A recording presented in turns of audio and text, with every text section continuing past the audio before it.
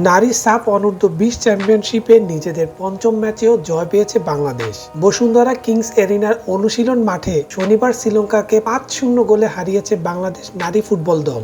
লাল সবুজের হয়ে জোড়া গোল করেন পূজা রানী। অপর 3টি গোল করেছেন কানন রানী বাহাদুর, তৃষ্ণা রানী ও আফাইদা। টানা 5 জয়ে 15 পয়েন্ট নিয়ে টেবিলের শীর্ষে বাংলাদেশ। সোমবার শেষ ম্যাচের খেলবে নেপালের বিপক্ষে। চ্যাম্পিয়ন হতে হলে বাংলাদেশে কমপক্ষে 1 পয়েন্ট পেতে হবে ওই ম্যাচে। বাংলাদেশ হেরে গেলে চ্যাম্পিয়ন হবে নেপাল। 5 ম্যাচে নেপালের সংগ্রহ 12 পয়েন্ট। ওই ম্যাচে নেপাল জিতলে তাদেরও পয়েন্ট হবে বাংলাদেশের সমান 15। তখন গোল ব্যবধানে এগিয়ে থেকে চ্যাম্পিয়ন হবে দলটি। লঙ্কান মেয়েদের বিপক্ষে ম্যাচের শুরুটা অগোছালো ছিল বাংলাদেশের। আক্রমণে যাওয়ার চেষ্টা করলেও সুবিধা করতে পারছিল না বাংলাদেশের মেয়েরা। উল্টো 7 মিনিটে পাল্টা আক্রমণে যায় লঙ্কান মেয়েরা। ফরওয়ার্ড মালোয়ান শিকার দারুণ একটি শট রুখে দেন লাল সবুজের গোলকিপার ফেরদৌসী আক্তার সোনালী। এরপর মিনিট 2 পর আক্রমণে যায় বাংলাদেশ। পরপর দুবার লঙ্কান মেয়েদের বক্সের ভিতরে ঢুকে গোলের চেষ্টা করলেও সফলতা আসেনি তাতে। 14 মিনিটে রাইট উইংস থেকে বল নিয়ে বক্সের ভিতর ঢুকে পড়েন কানন। জটলার মধ্যে বল পেয়ে যান রুমা আক্তার। তবে লঙ্কান গোলরক্ষক সেভ করায় সেবার গোল পায়নি বাংলাদেশ।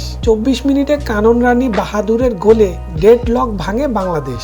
1-0-তে এগিয়ে যাওয়ার পরের মুহূর্তেই পরপর দুবার আক্রমণে যায় তারা, কিন্তু ফিনিশিং এর অভাবে সফলতা আসেনি লাল সবুজে। আগের ম্যাচের চেয়ে কিছুটা উন্নতি করা লঙ্কান মেয়েরা আক্রমণে যায় 29 মিনিটে। লঙ্কান ফরওয়ার্ড ইন্দ্রন দারুণভাবে ঢুকে পড়ে বাংলাদেশের বক্সে। শেষ পর্যন্ত লক্ষ্যভেদ করতে পারেনি তিনি। যোগ করা অতিরিক্ত সময়ে তৃষ্ণার দারুণ একটি শট বারে লেগে ফিরে আসলে ফিরতি শট নেন পূজা রানী। দারুণ গোলে 2-0 এগিয়ে থেকে বিরতিতে যায় Bangladesh.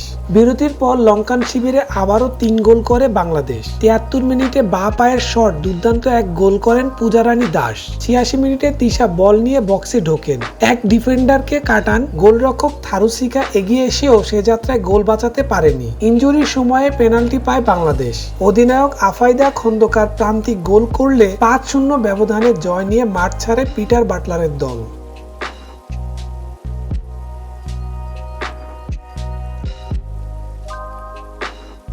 Please subscribe our channel to get more information about Sports World.